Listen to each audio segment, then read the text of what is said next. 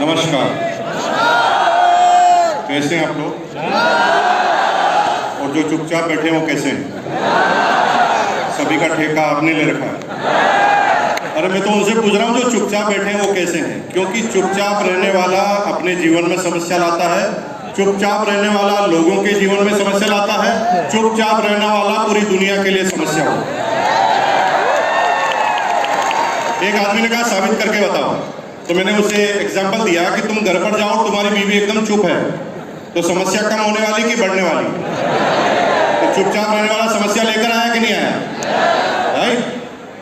अभी पुलिस वाला जैसे रंधावा साहब आए थे, अभी वो आकर कहे चोरी हो गई, किसने की? तो जिसने नहीं की वो बोलेगा मैंने नहीं की। समस्या किसके ऊपर आएगी? तो चुपचाप रहने वाले के जीवन में समस्या आएगी नहीं आएगी? पूरी दुनिया की मेडिकल साइंस ने इतनी प्रोग्रेस कर ली है कि शरीर के हर अंग में कैमरा डालकर देखा जा सकता है कि शरीर में चल क्या रहा है, लेकिन पूरी दुनिया का कोई भी साइंटिस्ट इस बात पर नहीं पहुंच पाया कि एक आदमी के मन में क्या चल रहा है। कुछ लोग यहाँ पर बैठे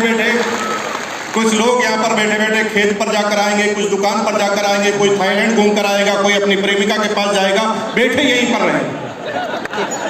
लेकिन अगर आपके मन में कुछ चल रहा है और अगर आप बोलेंगे नहीं, तो सामने वाला कभी समझ नहीं पाएगा कि आपके चाहते क्या है, आपके मन में चल क्या है। जब मैंने आपसे पूछा कि आप कैसे हैं, कुछ लोगों ने जवाब नहीं दिया, तो मुझे ऐसा लग रहा है कि इसकी बीवी ने इसको मारा होगा। मैं कुछ भी सोच सकता हूं। तुम या तो बोल दो तबीयत ठीक है कि खराब है, अगर तुम बोल दोगे तो प्रॉब्लम नहीं होगी। हम जिस टॉपिक पे हैं उसका नाम है क्या? Game change. गाने की तरह करोगे तो नहीं होगा। गेम चेंज के लिए हेलीकॉप्टर शॉट मारना पड़ता है। Game change. Hello, game change करने के लिए तैयार है क्या? और दुनिया के हर गेम को चेंज करने के लिए जिस पॉइंट को लिखा जाता है यह है सेल। दुनिया का एक व्यक्ति का नाम बता दो जिसने अपने जीवन का गेम चेंज बिना सेल के कर दिया।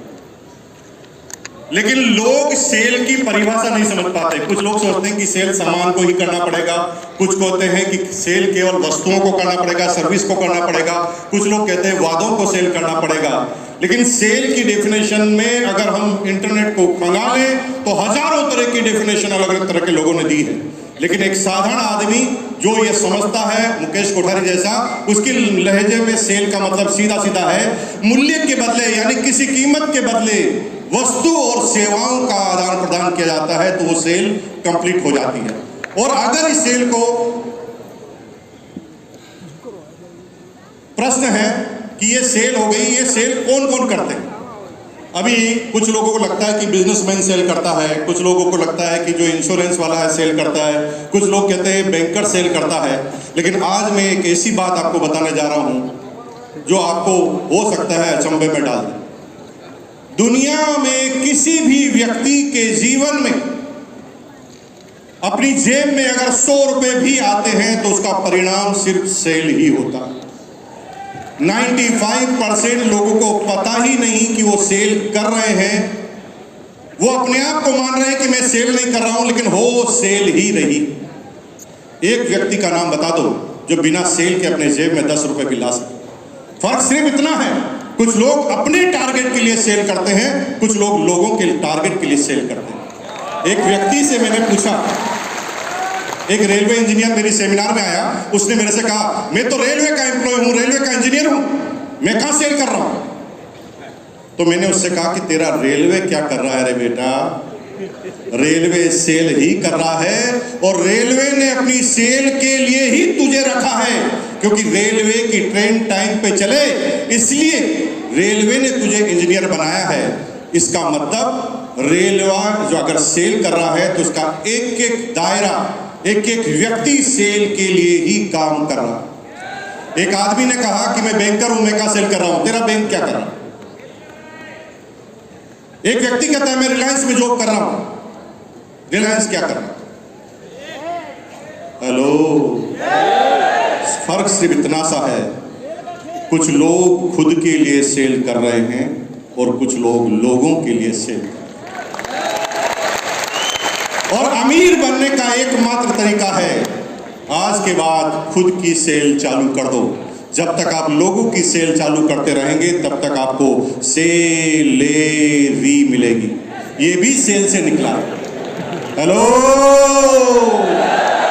क्या मिलेगी? सेलरी नहीं, सेलेरी। वहां पर भी सेल ही निकलता है।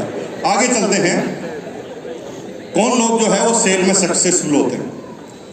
हालांकि अगर आप इंटरनेट को खंगालेंगे, दुनिया की किताबों को खंगालेंगे, तो सिंपल सी बातें हैं। मैं इसके ऊपर बहुत ज़्यादा लंबा समय नहीं लूँगा, लेकिन सीधी बात है कि अगर सेल को करना है तो दुनिया में हर व्यक्ति या दुनिया की हर वो व्यक्ति, कंपनी जो सेल में टॉप पर गई है, उन्होंने सबसे पहले ग्राहकों को समझने की कोशिश की, ग्राहकों की मेंटलिटी को समझने की कोशिश की है। मेरी बहनों, आप थोड़ा सा समझिए कि जब आप किसी एक साड़ी की दुकान पर जाती हैं तो साड़ी वाला जो सेल्समैन है आपके जाते ही आपको साड़ी दिखाना चालू नहीं करता। वो पहले आपकी मेंटलिटी को, आपकी आवश्यकताओं को समझने की कोशिश करता है। नमस्ते भाभी जी, बहुत दिनों में आए, चाहे पहली बार भी आए तो डायलॉग यही, बहुत अच्छा स्टॉक आया है। थोड़ा सा आपको कूल डाउन करने के बाद वो धीरे से आपसे पूछता है, भाभी जी किस उपलक्ष्य में साड़ी ले रहे हैं? आप अपने लिए ले रहे हैं कि किसी और के लिए ले रहे हैं? जब आप कहते हैं मैं अपने लिए ले रही हूं तो आपसे पूछते हैं कि क्या फंक्शन है। आप अपने बच्चे की शादी के लिए साड़ी ले रहे हैं कि देवर की शादी के लिए ले रहे हैं कि ननद की शादी के लिए ले रहे हैं या कोई मकान की ओपनिंग है उसके लिए ले रहे हैं? इतना समझने के बाद जब आप कहते हैं कि मेरे देवर की शादी है तो आपको चहक कर बोलता है, अरे तब तो फिर पूरी शादी के सबसे इंपॉर्टेंट व्यक्ति आप हैं, तब तो आपका कोई बजट का लेना देना ही नहीं होगा। भाभी जी 5,000 तक बता दूं कि उससे ऊपर भी चल रही। तब आप कहते नहीं कोई बजट का इशू नहीं है, बताओ। फिर वो पूछता है सिल्क में बता दूं कि शिफॉन में बता। इतनी बात क्लियर होने के बाद एक सेल्समैन साड़ी पर हाथ लगाता है और हम कहते हैं गामा ओरिजिनल खा ले जिंदगी बदल जाए। नहीं चलेगा, पहले जरूरत को समझना पड़ेगा। और जब तक किसी की आवश्यकताओं को समझे बगैर किसी प्रोडक्ट का डेमोन्स्ट्रेशन करोगे तो आप उस प्रोडक्ट के अंदर 100% फेल होने की संभावना रखते हैं। ग्राहकों की रुचि जरूरत इसी से जुड़ी हुई है। तीसरे पॉइंट पे आ जाते हैं।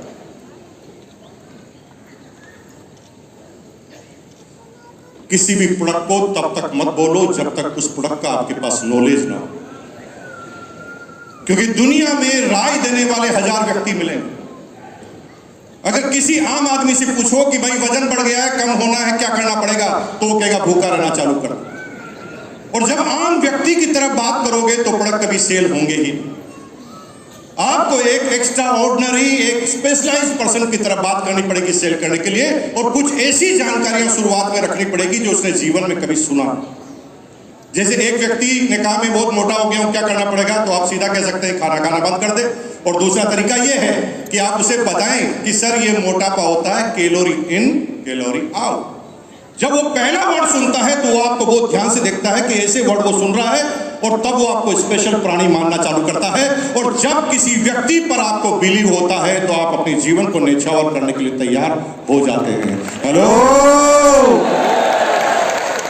आइए नेक्स्ट।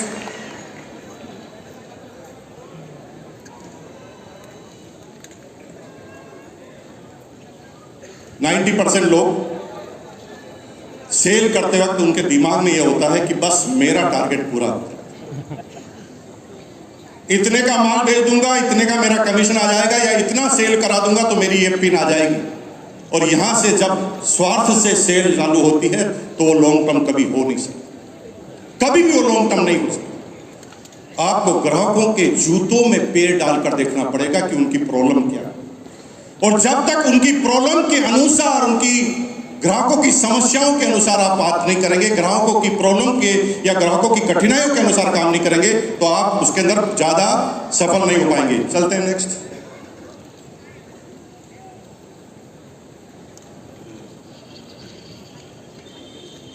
दुनिया की हर कंपनी आज इस संभावित लिस्टों पर काम करती है। दो तरीके हैं, एक तो वो जिनको आप जानते हैं, एक वो जो अभी जानते नहीं लेकिन संभावित। और जब तक इन संभावित लिस्टों को हम तैयार नहीं करें तब तक हम आगे नहीं बढ़ पाएंगे। सिंपल सी बात को अगर आप समझें तो दुनिया की हर कंपनी के पास आज अपने प्रिविलेज कस्टमर की स्कीम है, उसकी नौकरी, उसकी स्कीम है और उसके संभावित ग्राहकों की लिस्ट उनके पास है। कल कहां जाना है उसकी लिस्ट वो आज बना लेते हैं।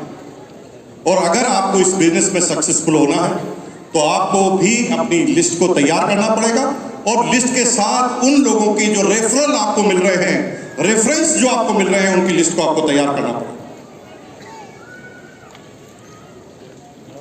सेल उनकी बढ़ती है जो ग्राहकों के संपर्क में रहते हैं, हमेशा उनके साथ फॉलो करते हैं। कई वाक्य मेरी जिंदगी में आए। आज के 4 साल पहले मैंने सिर्फ एक व्यक्ति को बोला कि मुझे एक अच्छा सा मकान बनाना है।